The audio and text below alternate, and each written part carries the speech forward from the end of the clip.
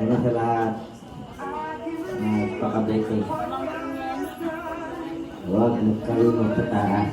Sa Lord. Ano lang ang mahalaga sa akin makita kang masaya. Dito ka sa loob ng tahanan ng Panginoon. Maraming salamat. Happy birthday. Ayan, tawagin naman po ang ating kanyang pamangkin.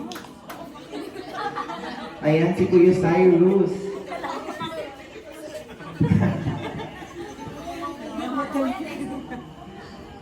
Happy birthday, Ate Larissa. Maging masaya ka. Ayan, tawagin naman natin si Ate Faye. Kanyang message para kay Ate Claire. Happy birthday lang.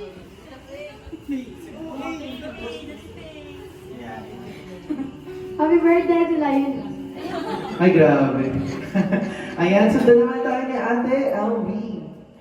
Magandang gabi po sa lahat. Happy birthday lang. Ayun, maging thankful ka, lalo na kay Lord kasi may binigyan ka ng panibagong buhay. Maging thankful sa mga taong naging or namuno para mabigyan ka ng celebration na alam mo naman or alam naman natin lahat na hindi namin kayo ibigay, pero sa tulong ni Lord na ibigay ng mga mabubuting taong nakapaligid sa'yo. Ayun lang. Ayun lang. Lahat kami, wish lang namin yung happiness mo. At